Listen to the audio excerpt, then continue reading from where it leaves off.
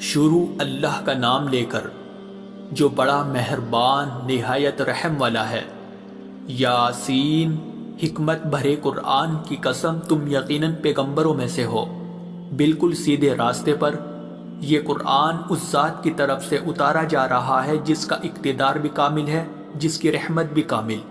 تاکہ تم ان لوگوں کو خبردار کرو جن کے باپ داداؤں کو پہلے خبردار نہیں کیا گیا تھا، اس لیے وہ غفلت میں پڑے ہوئے ہیں۔ حقیقت یہ ہے کہ ان میں سے اکثر لوگوں کے بارے میں بات پوری ہو چکی ہے، اس لیے وہ ایمان نہیں لاتے۔ ہم نے ان کے گلوں میں توق ڈال رکھے ہیں جو ٹھوڑیوں تک پہنچے ہوئے ہیں، اور اس وجہ سے ان کے سر اوپر کو اٹھے گئے ہیں، اور ہم نے ایک آڑ ان کے آگے کھڑی کر دی ہے اور ایک آڑ ان کے پیچھے کھڑی کر دی ہے، اور اس طرح انہیں ہر طرف سے ڈھانک لیا ہے، جس کے نتیجے میں انہیں کچھ سجائی نہیں دیتا۔ اور ان کے لیے دونوں باتیں برابر ہے، چاہے تم انہیں خبردار کرو یا خبردار نہ کرو، وہ ایمان نہیں لائے گے۔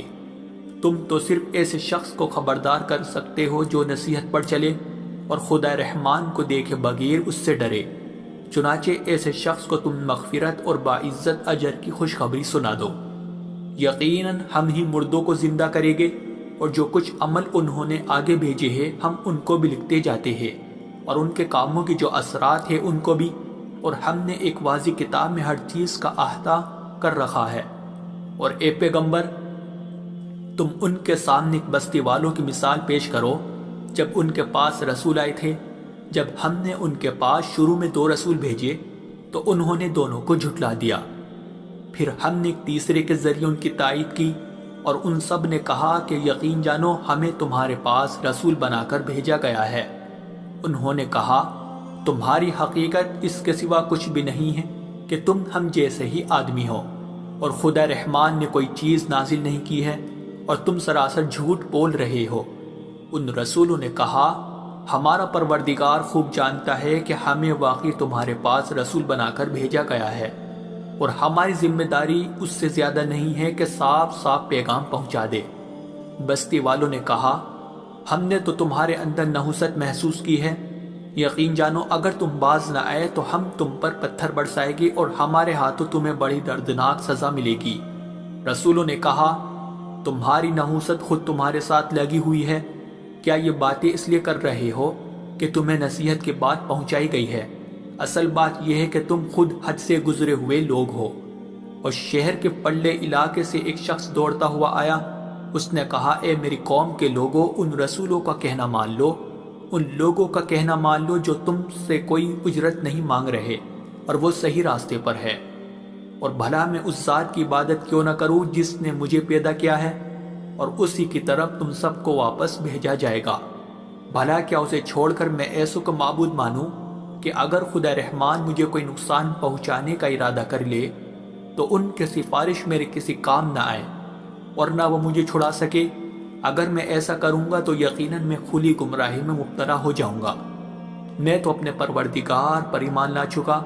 اب تم بھی میری بات سن لو۔ آخر کار بستی والوں نے اسے قتل کر دیا، اور اللہ کی طرف سے اس سے کہا گیا کہ جنت میں داخل ہو جاؤ۔ اس نے جنت کی نعمتیں دیکھ کر کہا کہ کاش میری قوم کو معلوم ہو جائے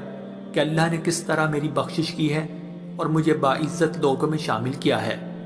اور اس شخص کے بعد ہم نے اس کی قوم پر آسمان سے کوئی لشکر نہیں اتارا، اور نہ ہمیں اتارنے کی ضرورت تھی، وہ تو بس ایک ہی چنگھاڑ تھی جس سے وہ ایک دم بجھ کر رہ گئے۔ افسوس ہے ایسے بندوں کے حال پر، ان کے پاس کوئی رسول ایسا نہیں آیا جس کا وہ مذاق نہ اڑاتے رہے ہو۔ کیا انہوں نے نہیں دیکھا کہ ان سے پہلے ہم نے کتنی قوموں کو اس طرح ہلاک کر چکے ہیں کہ وہ ان کے پاس لوٹ کر نہیں آتے؟ اور یہ جتنے لوگ ہیں ان سبھی کو اکٹھا کر کے ہمارے سامنے حاضر کیا جائے گا، اور ان کے لیے ایک نشانی وہ زمین ہے جو مردہ پڑی ہوئی تھی، ہم نے اسے زندگی عطا کی، اور اس نے غلہ نکالا جس کی خوراک یہ کھاتے ہیں، اور ہم نے اس زمین میں کھجوروں اور انگوروں کے باغ پیدا کیے، اور ایسا انتظام کیا کہ اس میں سے پانی کے چشمے پھوٹ نکلے تاکہ یہ اس کی پیداوار میں سے کھائے، حالانکہ اس کو ان کے ہاتھوں نے نہیں بنایا تھا۔ کیا پھر بھی یہ شکر نہیں کریں گے؟ پاک ہے وہ ذات جس نے ہر چیز کے جوڑے جوڑے پیدا کیے ہیں، اس پیداوار کے بھی جو زمین اگاتی ہے اور خود ان انسانوں کے بھی اور ان چیزوں کے بھی جنہیں یہ لوگ ابھی جانتے تک نہیں ہیں، اور ان کے لیے ایک اور نشانی رات ہے، ہم اس پر سے دن کا چھلکا اتار لیتے ہیں تو وہ یکایک اندھیرے میں رہ جاتے ہیں اور سورج اپنے ٹھکانے کی طرف چلا جا رہا ہے۔ یہ سب اس ذات کا مقرر کیا ہوا نظام ہے جس کا اقتدار بھی کامل ہے، جس کا علم بھی کامل، اور چاند ہے کہ ہم نے اس کی منزل تاب تول کر مقرر کر دی ہے، یہاں تک کہ وہ جب ان منزلوں کے دورے سے لوٹ کر آتا ہے تو کھجور کی پرانی ٹہنی کی طرف پتلا ہو کر رہ جاتا ہے۔ نہ تو سورج کی مجال ہے کہ وہ چاند کو جا پکڑے اور نہ رات دن سے آگے نکل سکتی ہے، اور یہ سب اپنے اپنے مدار، اور ان کے لیے ایک اور نشان یہ ہے کہ ہم نے ان کی اولاد کو بھری ہوئی کشتی میں سوار کیا، اور ہم نے ان کے لیے اسی جیسی اور چیزیں بھی پیدا کی جن پر یہ سواری کرتے ہیں، اور اگر ہم چاہیں تو انہیں غرق کر ڈالے، جس کے بعد نہ تو کوئی ان کی فریاد کو پہنچے اور نہ ان کی جان بچائی جا سکے۔ لیکن یہ سب ہماری طرف سے ایک رحمت ہے اور ایک معین وقت تک زندگی کا مزہ اٹھانے کا موقع ہے جو انہیں دیا جا رہا ہے۔ اور جب ان سے کہا جاتا ہے کہ بچو اس عذاب سے جو تمہارے سامنے ہے اور جو تمہارے مرنے کے بعد آئے گا تاکہ تم پر رحم کیا جائے، تو وہ ذرا کان نہیں دھرتے، اور ان کے پروردگار کی نشانیوں میں سے کوئی نشانی ایسی نہیں آتی جس سے وہ منہ نہ موڑ لیتے ہو۔ اور جب ان سے کہا جاتا ہے کہ اللہ نے تمہیں جو رزق دیا ہے اس میں سے غریبوں پر بھی خرچ کرو، تو یہ کافی لوگ مسلمانوں سے کہتے ہیں کہ کیا ہم ان لوگوں کو کھانا کھلائے جنہیں اگر اللہ چاہتا تو خود کھلا دیتا؟ مسلمانوں، تمہاری حقیقت اس کے سوا کچھ بھی نہیں کہ تم کھلی گمراہی میں پڑے ہوئے ہو، اور کہتے ہیں کہ یہ قیامت کا وعدہ کب پورا ہوگا؟ مسلمانوں بتاؤ اگر تم سچے ہو۔ دراصل یہ لوگ بس ایک چنگاڑ کا انتظار کر رہے ہیں جو ان کی حجت بازی کے عین درمیان انہیں آ پکڑے گی، پھر نہ یہ کوئی وصیت کر سکے گے اور نہ اپنے گھر والوں کے پاس لوٹ کر جا سکے گے، اور سور پھونکا جائے گا تو یکایک اپنی قبروں سے نکل کر اپنے پروردگار کی طرف تیزی سے روانہ ہو جائے گے، کہے گے کہ ہائے ہماری کم بختی، ہمیں کس نے ہمارے مرکز سے اٹھا کھڑا کیا ہے؟ جواب ملے گا کہ یہ وہی چیز ہے جس کا خدا رحمان نے وعدہ کیا تھا اور پیغمبروں نے سچی بات کہی تھی، اور کچھ نہیں بس ایک زور کی آواز ہوگی جس کے بعد یہ سب کے سب ہمارے سامنے حاضر کر دیے جائیں گے۔ چنانچہ اس دن کسی شخص پر کوئی ظلم نہیں ہوگا اور تمہیں کسی اور چیز کا نہیں، بلکہ انہی کاموں کا بدلہ ملے گا جو تم کیا کرتے تھے۔ جنت والے لوگ اس دن یقیناً اپنے مشغلے میں مگن ہوگے، اور وہ ان کی بیویاں گھنے سایوں میں آرام دانشتوں پر ٹیک لگائے ہوئے ہوگے۔ وہاں ان کے لیے میوے ہوگے اور انہیں ہر وہ چیز ملے گی جو وہ منگوائے گے۔ رحمت والے پروردگار کی طرف سے انہیں سلام کہا جائے گا، اور کافروں سے کہا جائے گا کہ اے مجرموں، آج تم مومنوں سے الگ ہو جاؤ۔ اے آدم کے بیٹو، کیا میں نے تمہیں یہ تاکید نہیں کر دی تھی کہ تم شیطان کی عبادت نہ کرنا، وہ تمہارا کھلا دشمن ہے، اور یہ کہ تم میری عبادت کرنا، یہی سیدھا راستہ ہے۔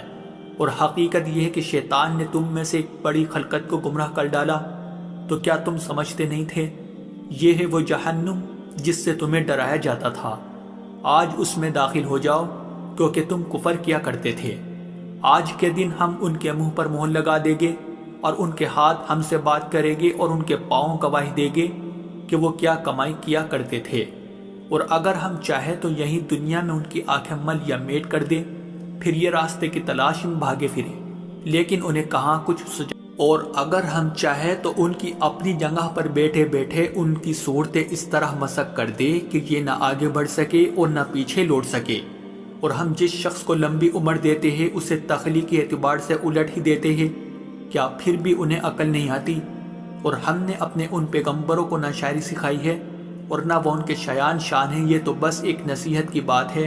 اور ایسا قرآن جو حقیقت کو کھول کھول کر بیان کرتا ہے تاکہ ہر اس شخص کو خبردار کرے جو زندہ ہو، اور تاکہ کفر کرنے والوں پر حجت پوری ہو جائے۔ اور کیا انہوں نے یہ نہیں دیکھا کہ ہم نے اپنے ہاتھوں کی بنائی ہوئی چیزوں میں سے ان کے لیے موشی پیدا کیے اور یہ ان کے مالک بنے ہوئے ہیں، اور ہم نے ان موشیوں کو ان کے قابو میں دے دیا ہے، چنانچہ ان میں سے کچھ وہ ہے جو ان کی سواری بنے ہوئے ہیں اور کچھ وہ ہے جنہیں یہ کھاتے ہیں، نیز ان کو ان موشیوں سے اور بھی فائدہ حاصل ہوتے ہیں اور پینے کی چیزیں ملتی ہے، کیا پھر بھی یہ شکر نہیں بجا لائے گے؟ اور انہوں نے اللہ کو چھوڑ کر اس امید پر دوسرے خدا بنا رکھے ہیں کہ انہیں ان سے مدد ملے، حالانکہ ان میں یہ طاقت ہی نہیں ہے کہ ان کی مدد کر سکے، بلکہ وہ ان کے لیے ایک ایسا مخالف لشکر بنے گے جسے قیامت میں ان کے سامنے حاضر کر لیا جائے گا۔ غرض اے پیغمبر، ان کی باتیں تمہیں رنجیدہ نہ کریں، یقین جانو ہمیں سب معلوم ہے کہ یہ کیا کچھ چھپاتے اور کیا کچھ ظاہر کرتے ہیں۔ اور کیا انسان نے یہ نہیں دیکھا کہ ہم نے اسے نطفے سے پیدا کیا تھا، پھر اچانک وہ کھلم کھلا جھگڑا کرنے والا بن گیا۔ ہمارے بارے میں تو وہ باتیں بناتا ہے اور خود اپنی پیدائش کو بھلا بیٹھا ہے، کہتا ہے کہ ان ہڈیوں کو کون زندگی دے گا جب کہ وہ گل چکی ہوگی۔ کہہ دو کہ ان کو وہی زندگی دے گا جس نے انہیں پہلی بار پیدا کیا تھا، اور وہ پیدا کرنے کا ہر کام جانتا ہے۔ وہی ہے جس نے تمہارے لیے سرسبز درخت سے آگ پیدا کر دی ہے، پھر تم ذرا سی دیر میں اس سے سلگانے کا کام لیتے ہو۔